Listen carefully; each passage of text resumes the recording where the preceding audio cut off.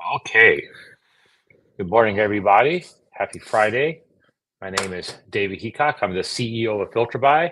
I built a $250 million business bootstrapped over the last 12 years or so. And I'm now on a mission to build the world's leading indoor air quality company.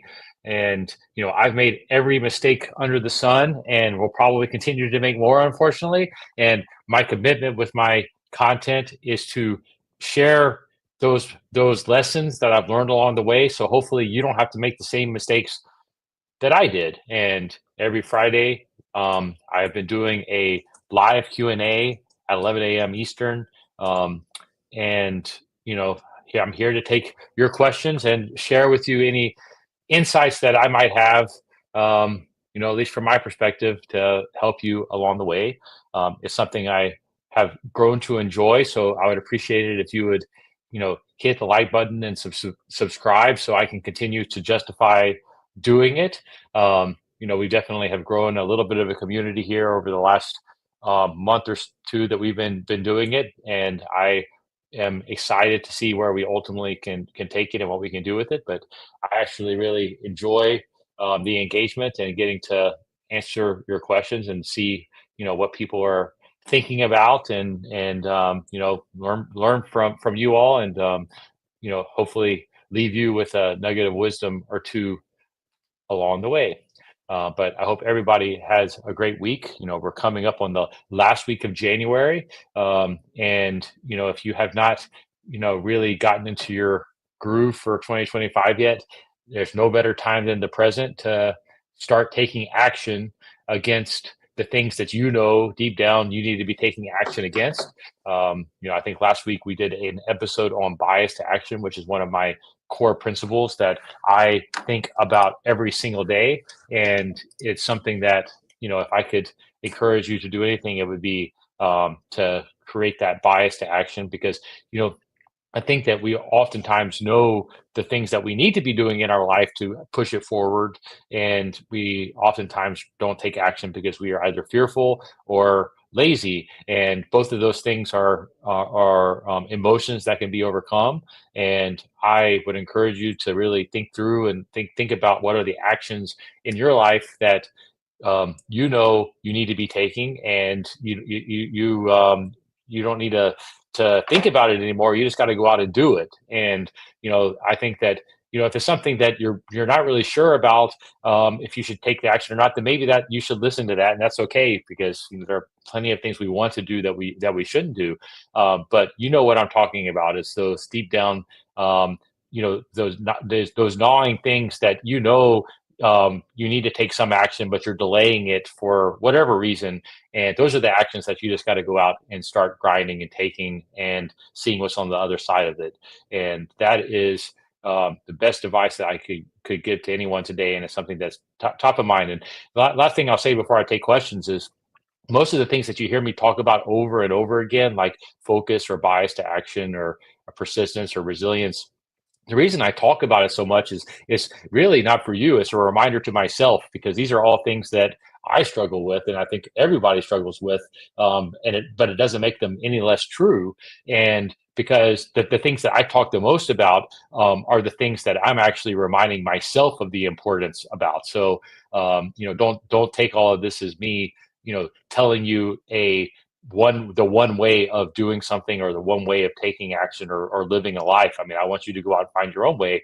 All I'm doing is telling you the things that I know are important, and I know that are important for me. And by me sitting here and having to articulate it to you regularly through my content, is the accountability that I need to remind myself of just how important all of these things that I'm doing are. So I hope you understand that and see that, and know that I do my best to live these things every single day. But oftentimes when I talk about something so much, it's because it's something I've struggled with or am struggling with, and have to remind myself to stay the course, or to take that action, or do whatever it is that I'm not that I've told myself I'm going to do. So I hope you understand that and realize that over time, and especially as you kind of get bigger in business or anything, it doesn't mean these problems go away, or that they become any less important. And in fact, they become more important. And oftentimes the problems you're solving get even bigger, but hopefully the muscles that you built, have gotten stronger that allow you to deal with bigger and bigger problems as you expand. And this is me practicing that every single day, every single week. And now that I'm kind of documenting the whole journey, which is much as a big part of my promise, then it's really enforcing accountability on me to rethink, like, hey, am I being consistent with what I'm preaching? And I've really enjoyed that part of this process, to be honest with you. And it's something that is very powerful for me. And I would encourage you to think about that accountability in your life. And we did a great episode, or we did an episode I thought was good, where I kind of did a POV of a week in my life. I think it was the week before Christmas or week before New Year's, maybe, that we launched it. And I really talk about accountability and show how I build accountability in my life, and this content is a part of it. So with that's my 5 minutes of advice, what's on my mind, and I think that we will start to take some questions. So Ivan Akbar, good afternoon, David. Hope you keep warm down there. I'm wearing a sweater. It's kind of funny, and it's probably 55 degrees outside. Like, I'm in West Palm Beach, Florida, and for here, 55 degrees is cold. But earlier this week, I was in Talladega, Alabama, and it was like maybe 10 degrees, and it was really tough there right now. I mean, it's shocking how cold it's been throughout the U.S. and how much snow they've gotten, like on the Gulf Coast and whatnot, and creates lots of logistical challenges and lots of problems. But this is par for the course, and when you're in the logistics business. But staying warm has not been easy. But I'm wearing a sweater, but it's probably only 55 degrees outside here in Florida. When I woke up this morning, I went for a run, and it was like 48 degrees, which is very cold for here. But it said it felt like 39 because, I guess, of the humidity. So I had a kind of a cold start to the day, but it's all relative. I really cannot complain compared to the rest of the country. So, Lucas, what are your thoughts on the current political climate and the effects it will have on the manufacturing sector? I believe I've done a short form on this, but I honestly put very little thought into politics.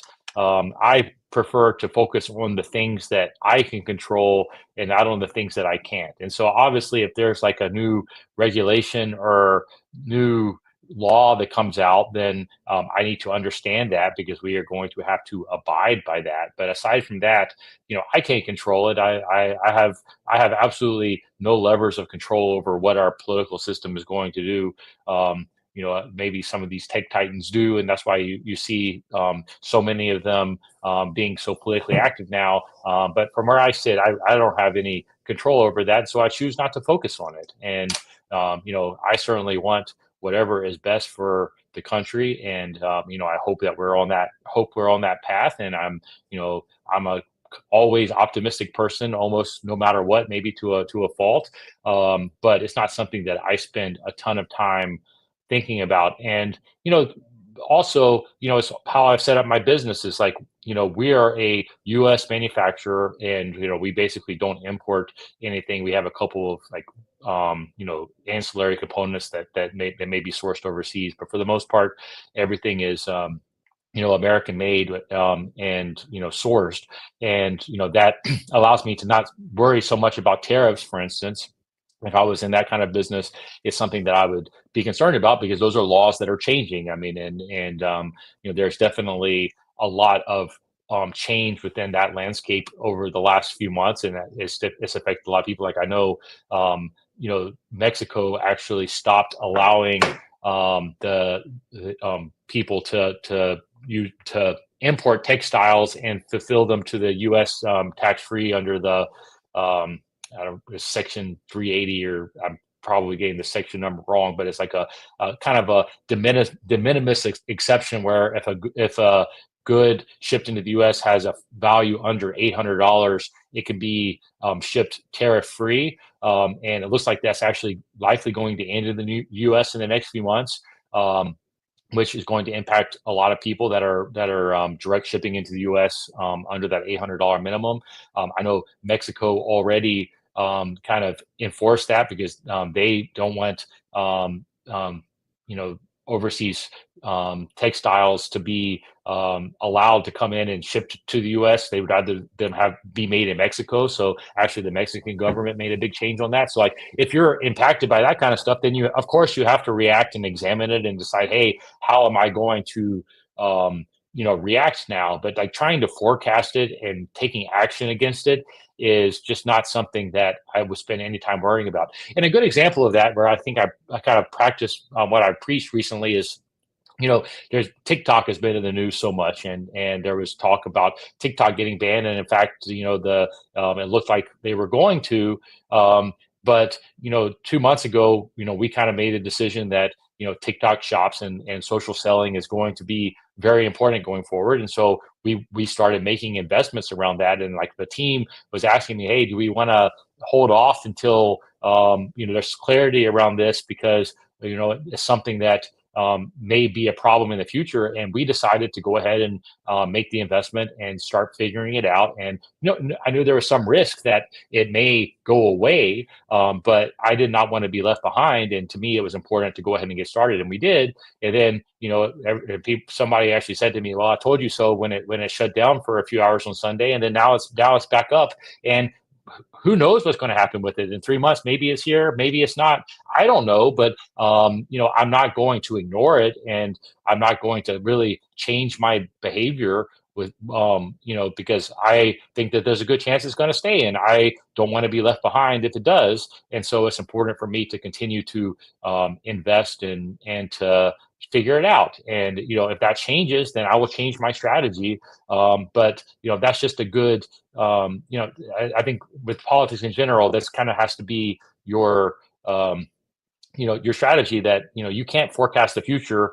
You just have to make the best decision for you and your business. And as the rules change, then maybe some of those decision sets change, and you got to roll with that. But more often than not, a lot of the political rhetoric is overblown on both good and bad, and that's just reality. And so I think you're better off being aware of anything certainly that affects you or your specific business, but largely ignoring the noise. And that's my strategy, and that will continue to be my strategy, and is what I would recommend for anybody. I think that the obsession with politics oftentimes is unhealthy, and particularly if you're a business owner, obsessing over things you can't control, politics or otherwise, is just ultimately not healthy. You need to be obsessing over the things you can control and doing your best at those things, and then everything else you'll figure out as it comes. And I think if we spent as a society and as business owners more time obsessing over the things that we can control, we all would be better off. And that is my advice for anybody that's worrying about it. But doesn't mean you have to. That doesn't mean you shouldn't be aware of things that are changing. I mean, like sometimes there are things that do impact you, and of course you have to take those into account and make sure you're complying and doing all of those things. It doesn't give you the excuse to completely ignore it, but you got to focus on the things you can control, and stop worrying about the things you can't. So that's what I got on that one. Edit name here. Again, this has happened before, but you're not very good at following instructions unless you're the same person that asked before. Have you been burnt out? If so, best ways to deal with it. You know, I kind of don't like the question, because I mean, of course, we all go through stages where we're really energized and things are flowing and everything's going great, and then there are times where we're just kind of tired or burned out, maybe, to use your word, and need some rest. And of course, everybody goes through those cycles. So there's no human being on the planet that has not gone through that type of cycle, in my opinion, particularly somebody who's actually pushing and doing things. So your energy ebbs and flows with time. And I think there's a self-awareness that's important. Is sometimes you got to know when to push, and when you need to take a step back a little bit and recharge. And I would say that as I've gotten older and more experience, I think I've gotten better at managing my energy and doing things that allow me to manage my energy, and knowing when I need to take a little break and maybe not travel as much, and also knowing when it's time to push. And just as in life, and there are seasons to life, and seasons to a business, and there are times where you need to be pushing, and that's what that's what your business needs to push forward, and you have the energy to give it. And then there are times where you need to take a step back, and I think that's just such a personal thing.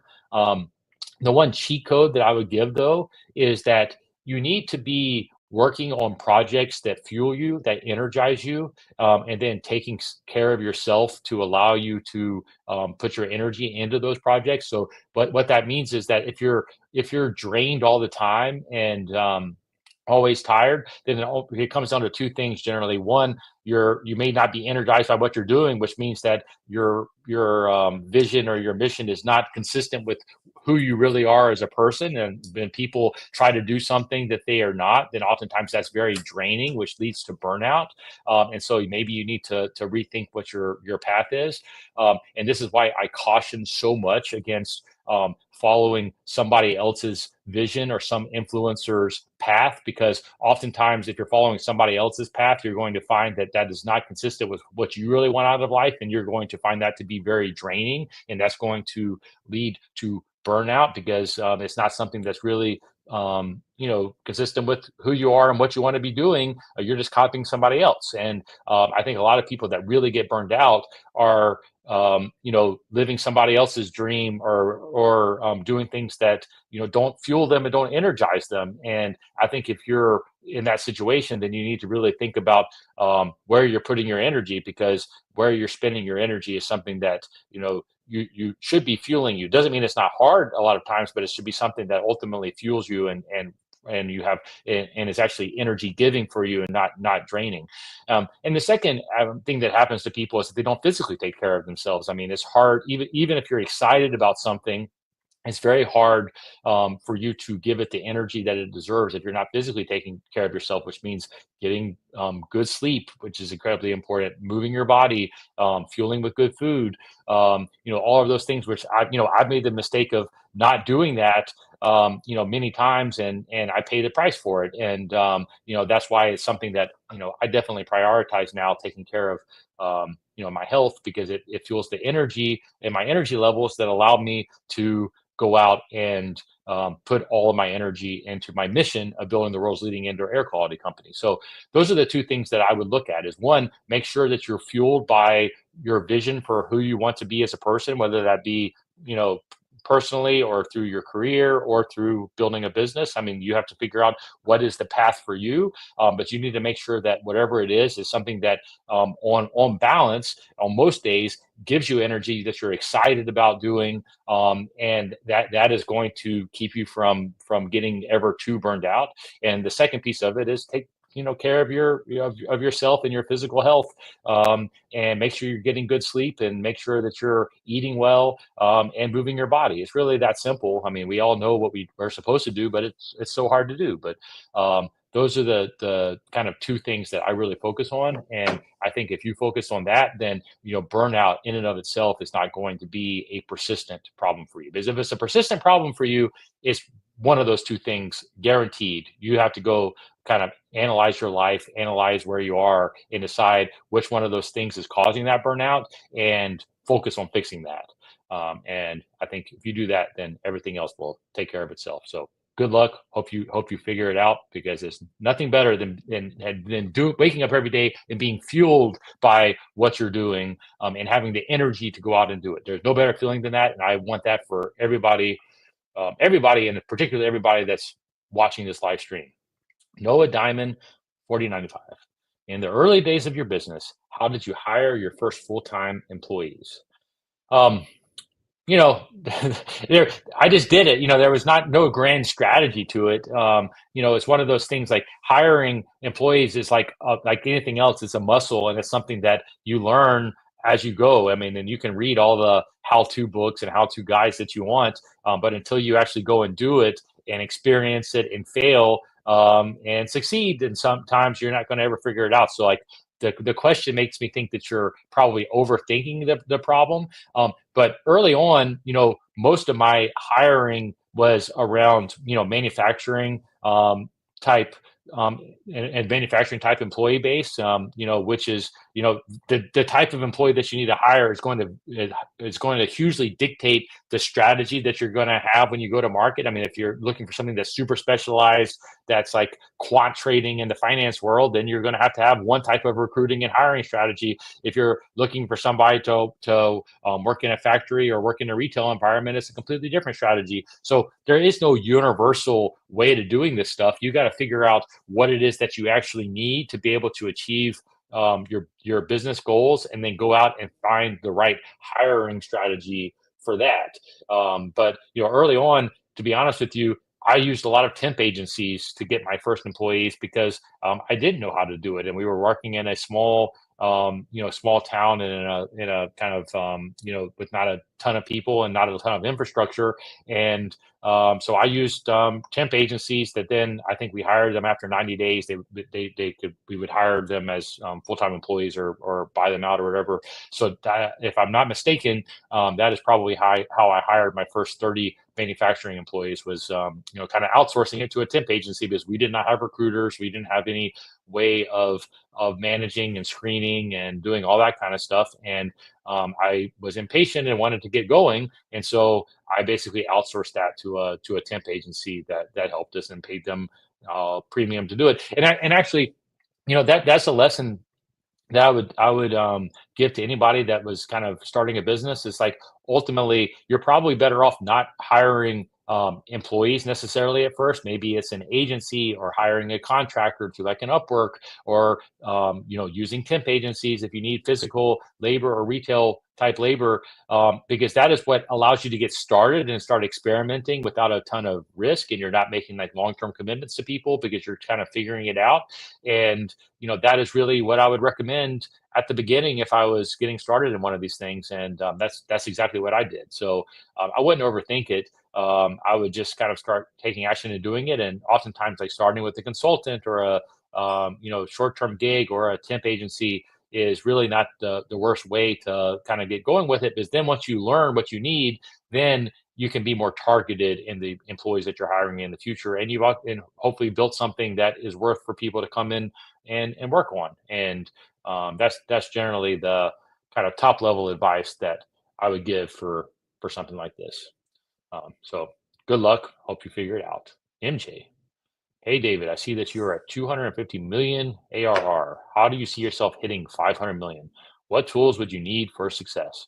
I think I pretty well have outlined this. If you watch my videos, like we have we're targeting at $280 million this year in revenue, and we've done that, broken that out by business division. And I think the first week of the year we published this so everybody can see. So I mean, I think my plan is public for everyone to consume. We have 4 pillars to our business that are extremely important, and that is our direct to consumer air filter business, or direct to consumer business, which is primarily fleeted air filters, but that's expanding, which is part of our growth strategy. Then you have retail, where we're in 550 Walmarts that we just started in the last year, and that's going to be important for us. You have our B2B sales, where I think we're targeting $24 million in that this year, but that has the potential to be hundreds of millions of dollars of business at scale, if not billions of dollars of business at scale. But that's a huge market. But we've really invested in a team there, and now have 30, I believe, outside salespeople that are just targeting that business to business market. So that's a huge growth avenue for us. And then lastly is our HVAC solutions business, where is our smallest pillar, but it's something that I believe has has the most potential in terms of addressable market. But those 4 pillars alone, if we execute on it correctly over the next 3 or so years, I believe will get us to that to your number of 500 million. So it's really just executing strategies in each of those 4 pillars is our kind of core growth strategy to get to that to like the 500 million or doubled type of a level. But on top of this, and you're going to hear me talking a lot more about this in my content, but since you're on the live stream, I will kind of share it. But my holding company is called Filter by Ventures, and my goal is ultimately to partner with and acquire other businesses in the indoor air quality space. And that kind of acquisition and really partnership is I'm looking to do it with operating partners that are really understand at a deep level the aspect of indoor air quality that they're focused on.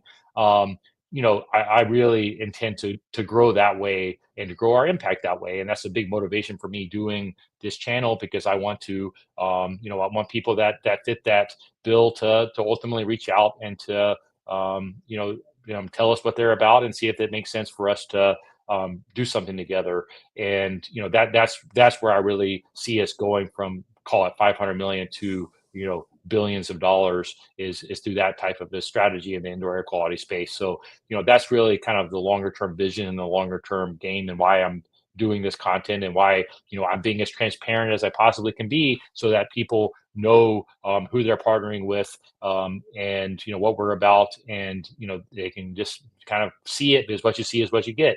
And hopefully that will attract the right people, and deter the people that don't share the same values or mission that we have. So in a nutshell, that's our plan that we're executing on, that to take us where we need to go. But it all starts short term in executing on those four pillars that are already established for us, and nourishing them, growing them, and continuing to push forward. So that's in a nutshell what we intend to do. But I would encourage you to go and see, to watch the video where I put out our plan, the Filter by Plan for 2025. We went in pretty big detail, and we actually did a few videos where we went through the planning for each of those pillars, so you can see how we even did that part of the process. And the reason I did that was twofold. One, I really want people like you to have a reference to go and say, hey, how do you do planning for something big? How do you think about this?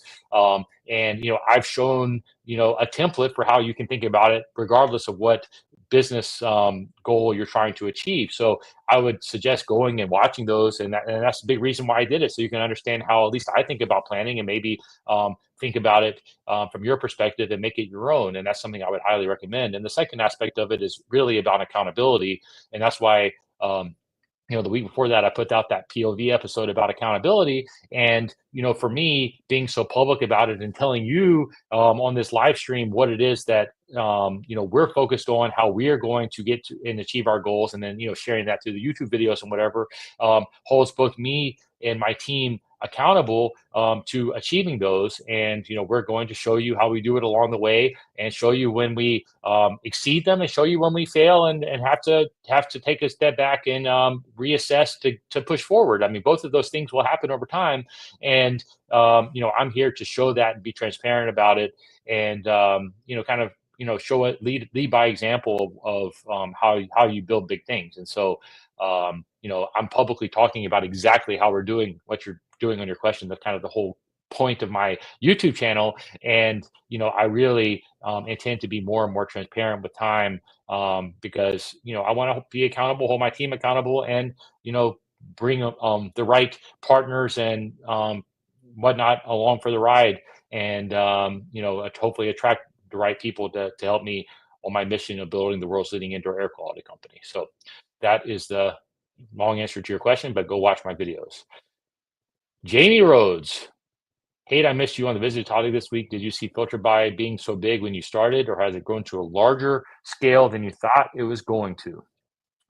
I've always had big ambition, Jamie. I knew I was in this for the long haul, and building something that I intended to compound over a long period of time. And I set it up from the beginning to be something that was in a big enough market that I felt that I could really grow and build over a long period of time. So, I've always been ambitious, and always had a large vision. My vision has definitely expanded even more over the years. I mean, I think that if you had told me when I started it 12 years ago that I was going to be at this point and really on a mission of building the world's leading indoor air quality company, I would have said that I was above, I was ahead of schedule and ahead of plan, and I'm very thankful for that.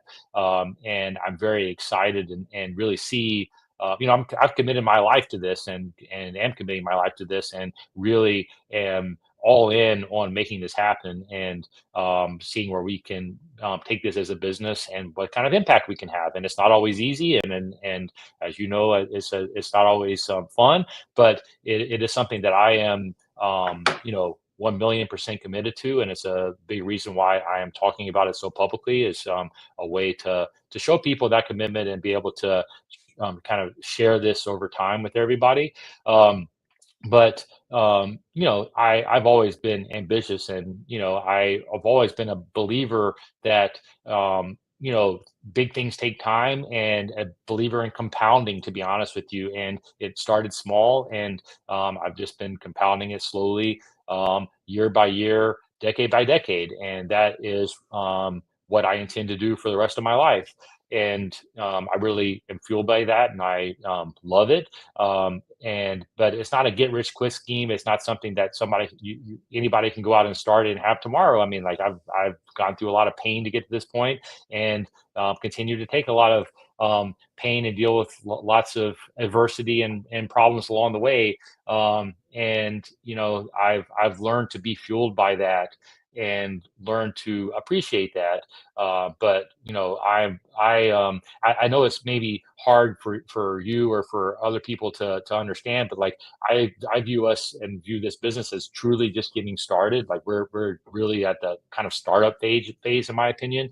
And compared to what I see for us a decade or 2 decades down the road, we're absolutely tiny right now. So like I feel like I don't feel like we are so big. From my perspective, I feel like we're just getting started. So I think I view it a little bit differently, maybe than you or some others. But that's an incredibly important mindset for me, because that's the only way that I can get up and fight and work as hard as I do. Is really the belief that we are just getting started, and that our impact can be so much bigger. And that's why I reframed my mission of building the world's leading indoor air quality company, which is a huge mission that I believe I can build and work on for the rest of my life. But it's also something I'm super passionate about, because I do think that indoor air quality is so important. And as I've talked about a lot recently, like there's been a lot of focus on microplastics and how we're getting them from all these different sources, and how it's toxic, and it's something we need to be hyper aware of. Well, indoor air quality is the same thing. I mean, a lot of like indoor air quality in schools and commercial buildings or in homes is subpar, and it's something that really has negative impacts on society and on childhood development and all of this kind of stuff. And I'm really on a mission to figure out how we can build a business that is going to help to change that. And that really fuels me, and it's something that I believe that over time we have the ability to do. And it doesn't happen overnight, and we certainly don't have all the answers today, but it's something that I think is worthy of pursuing over a long period of time. And we're absolutely just getting started at that. We're just at the very beginning stages of making that happen. And my commitment to that mission is why I decided to start to document this publicly, and hopefully find other people that are like-minded, and that we can partner with to really make this happen over the coming decade and beyond. So that's my answer to your question. But get back to work in cold Talladega. Anime Inside English: How to find buyers in manufacturing business if I just started. Um, that's there's a lot of ways to answer that question. So, like you have to kind of like, my guess is, or in fact, I know this, like if you're in an industry and you really understand the industry at all, where the customers are, like, and like where they hang out, like what type of,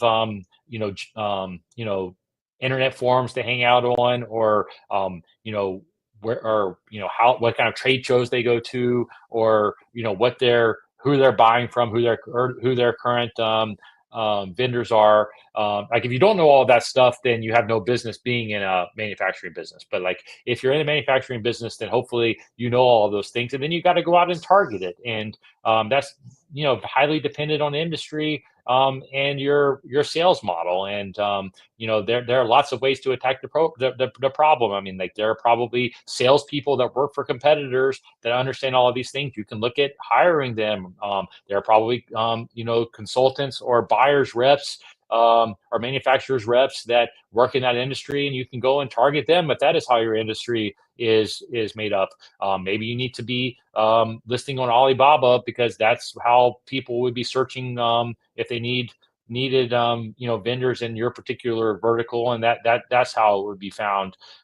Maybe you need to start developing relationships directly with the few big buyers of your particular product, because it's a very small industry and only a few people actually buy this, which means you got to go develop relationships with them, which means you probably have to go to a trade show and take them out for dinner, or cocktails, or whatever it is that makes sense. Those are all ways to attack your problem. You just got to figure out which one makes the most sense for your particular vertical and go all in and make it happen. It's not going to happen overnight, but you got to start taking action and doing it. And that's really your only way. It's always the only way. There is no other cheat code or easy answer. Like putting in the work and figuring it out with your unique knowledge of the industry that you hopefully have, because you've started a manufacturing business in that specific industry. You probably know what you need to be doing. You just got to go do it.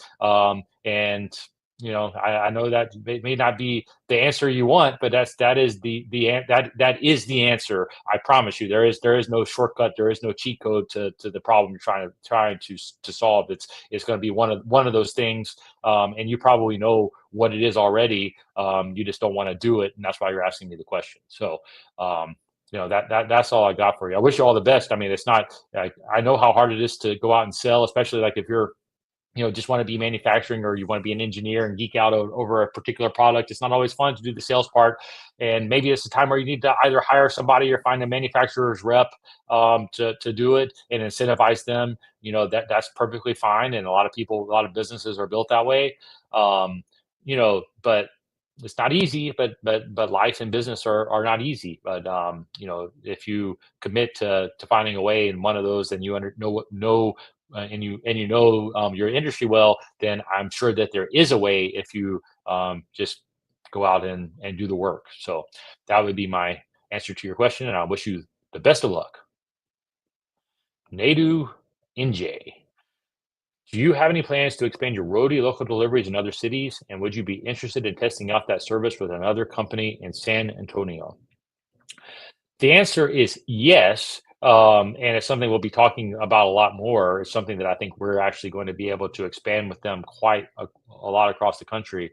The problem with like local injection in, say, San Antonio is like we at this moment in time do not have a distribution center in San Antonio, or super next to San Antonio. So it makes it pretty tough because we already can get there next day delivery. The real thing is same day. And the only way you're going to get same day is by ultimately having a distribution hub closer to cities like that. And it's something that we're experimenting with. Like for instance, in Florida, we have a distribution center in Orlando, and with Rhodey, we actually split out packages to both Miami and Orlando that can get delivered same day, which allows us to have much later cutoffs where we're basically sending trucks to inject into that. But it takes a lot of volume to be able to justify that. And I don't know about San Antonio specifically. I mean, we'd have to look at it, but my guess is it's not enough volume for us to justify it at this point in time. But hopefully that changes, and we're actually working with Rhodey to expand that, and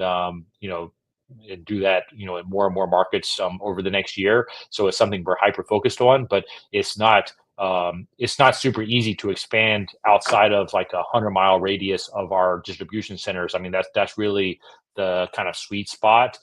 We found a couple of bigger pockets, like the Miami one, where it's big enough for us to be able to truck further than that 100-mile radius.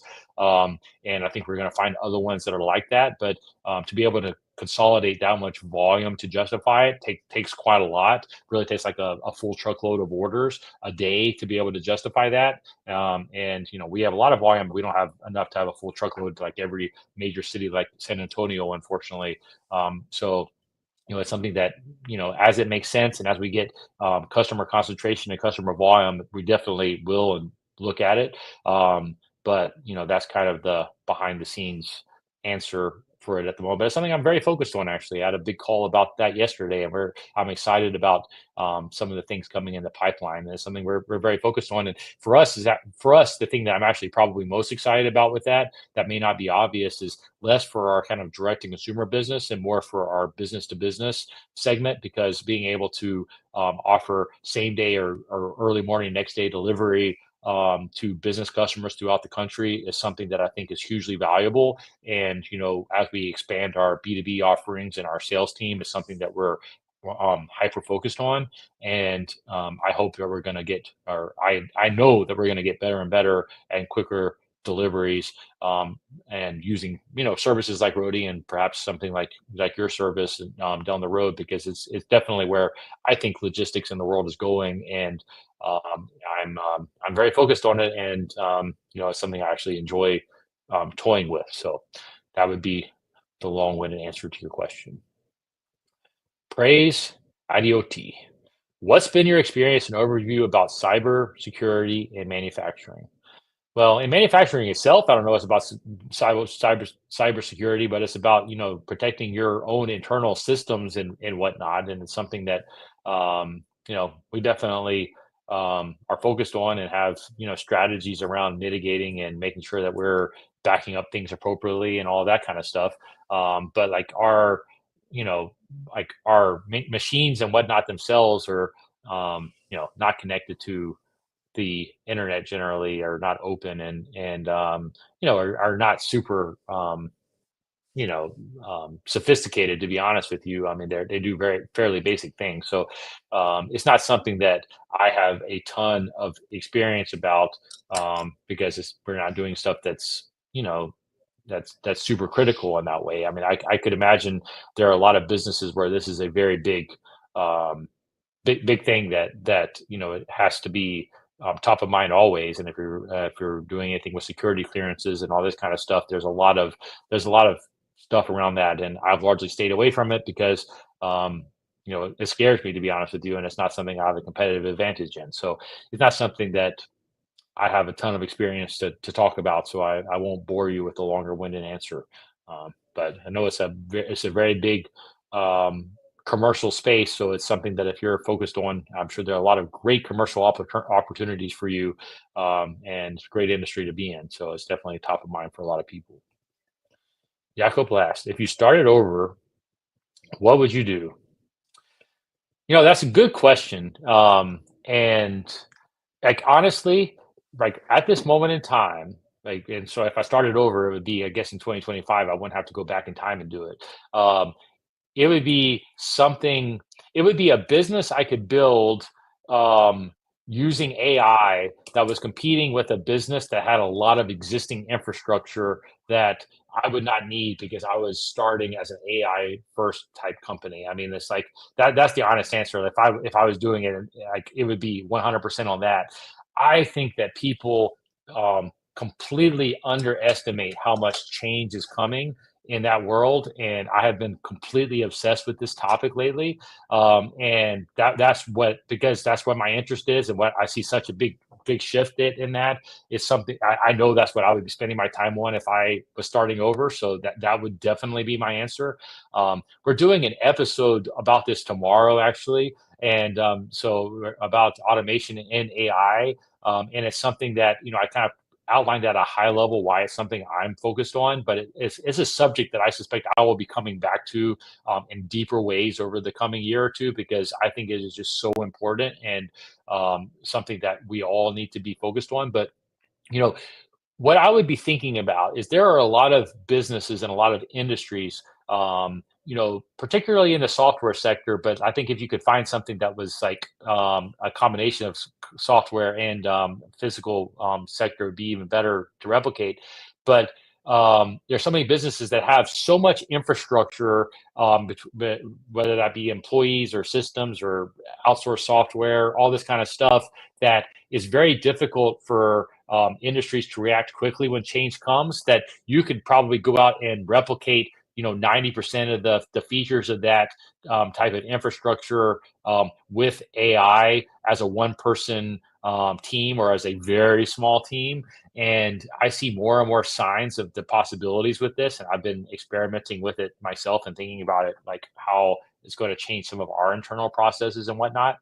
And I think I know that's what I would be 100% focused on. And like one of the things I've been thinking about, and I don't have like I'm not sure that I will still hold this belief in 6 months. Like it's something that I'm just working through. But it's a thought exercise that if I were starting a business, I would really be thinking about.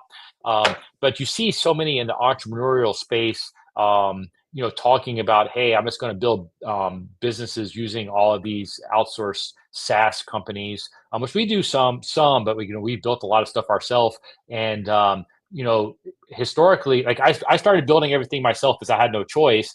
Then over the last kind of decade, it's gotten to the point where a lot of businesses are built relying on all these third-party services because it's cheaper and easier, which has been the right business move for most people. Like if I started a business 5 years ago, I definitely would not have built as much infrastructure as I did from the beginning because because now it'd be so much easier to start and maintain using other kind of SaaS companies that are just out of the box.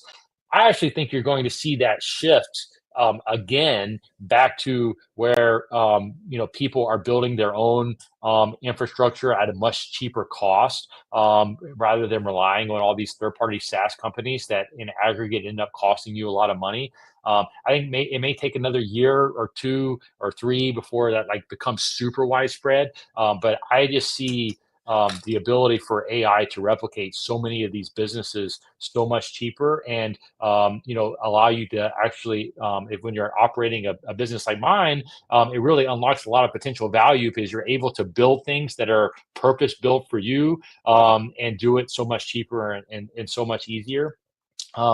And I would really be thinking about businesses that this is likely to happen to, that I could build a better mousetrap that was much cheaper and maybe only have like a couple of employees to run it. And I was competing with somebody that or businesses that had hundreds or thousands of employees to do the same thing. And if you can find use cases for AI like that, where you can have a significant cost advantage and keep um, your overhead low, I think there's just going to be so much opportunity in that. I know there's going to be so much opportunity in that. And so if I were a young person thinking about how I was going to spend the next 5 to 10 years, it would be figuring that out because there's going to be so much value on that. And like, I actually think, there's so much investment in people talking about investing in the AI models. Like you see, there's hundreds of billions of dollars spent on the compute that does all of this stuff.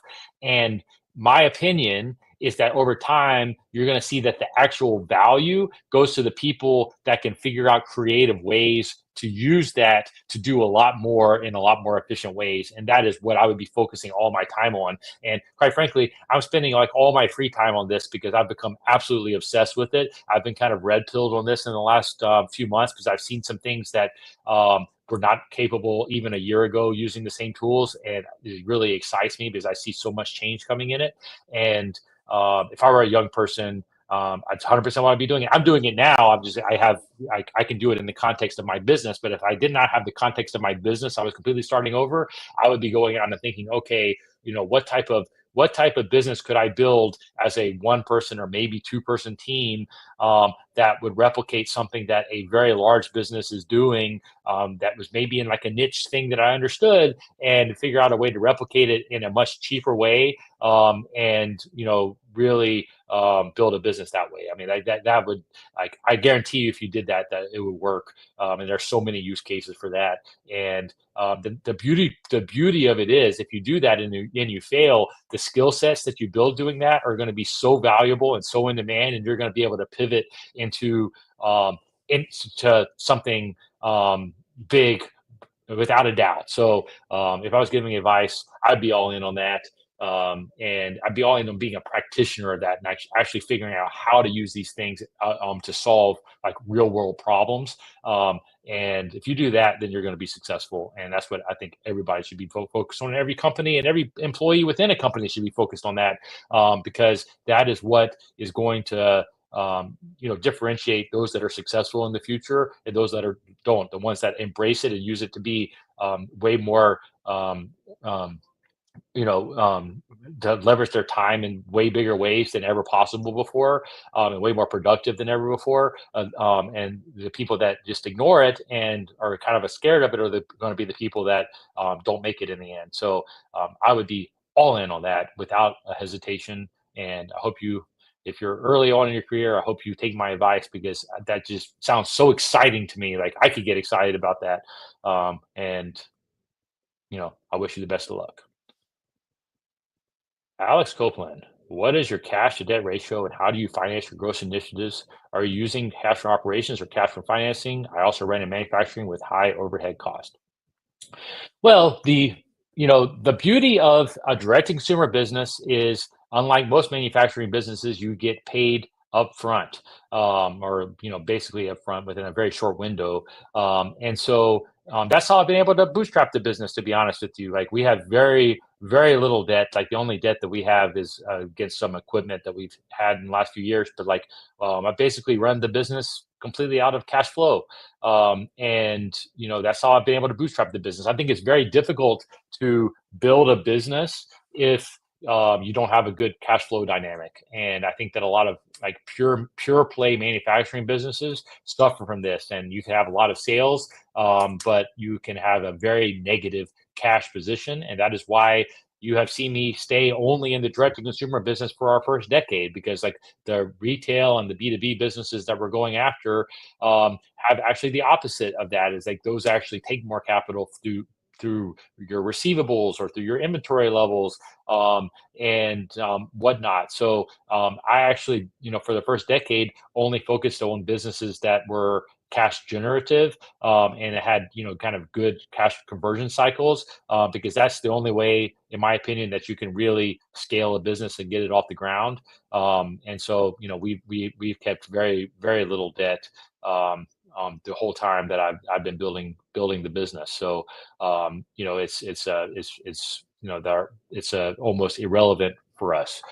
It's that small. So I know that not everybody can do that. Like manufacturing businesses are very tough.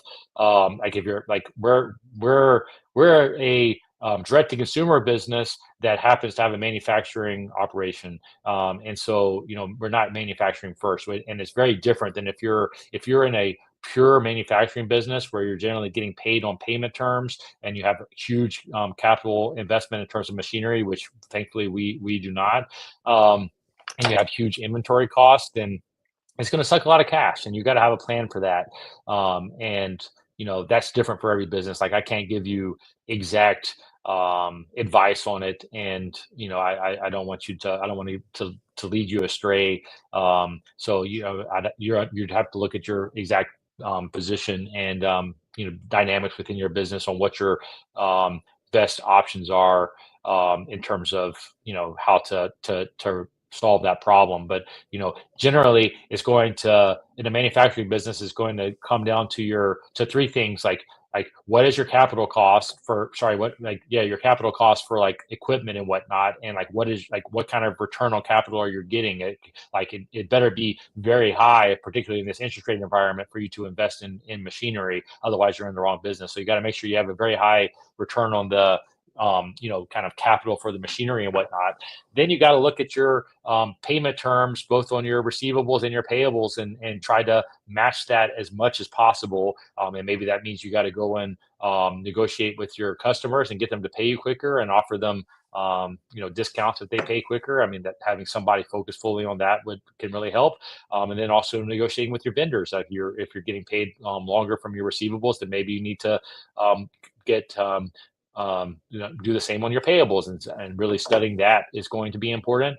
And then the third thing is like what kind of inventory levels and inventory management do you have, and making sure that you are keeping the minimum amount of inventory on hand that you need to run your business. And like those are really the only three things in any manufacturing business you can focus on. So you got to figure out how you're going to play your levers within that, and then make sure you're not taking on more debt than you can service. And that looks different for every business and every cash conversion cycle and risk profile. And so I'm not going to give you a ratio or a number because there's not one that's universal. You have to understand your business and what makes sense for you. Um, but I would, before I even started thinking about the debt part, I would say, okay, well, what can I do on those three buckets that I just talked to you about? Because that is what's going to ultimately dictate your cash position at the end of the day. So I wish you the best of luck, and thank you for watching watching the live stream.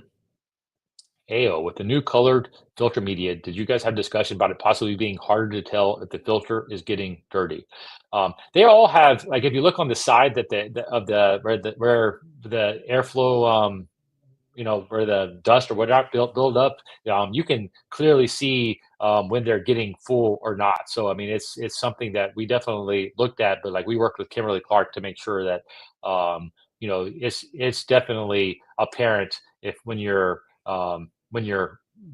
visually looking at the filter itself if it's getting dirty or not. So it's something we definitely um, you know, worked with Kimberly Clark on to make sure that we were, mindful of, but it's not something that I'm that I or we are particularly worried about. And actually, I've gotten a lot of great feedback from the new color media. Part of the reason it was so important for me to do that is that I wanted to make sure that customers really understood that they were getting the filtration level that they paid for, and that is just a easy visual cue for us to show that because so many times, and for us historically, you'd be selling, just white media for every MERV rating. And so like visually, you oftentimes can't tell the difference, particularly if you're using nanofibers, which we actually don't anymore. But if you're using nanofibers and whatnot in your MERV 13, it looks no different than the MERV 8. So like how does the customer know what they're actually getting? And that created a lot of confusion, even if you're delivering exactly what it is that they ordered. And the media is just kind of one of our differentiators for saying, hey, we only buy this media in these different colors, and if you're getting that color media, that you're getting exactly what it is that you ordered.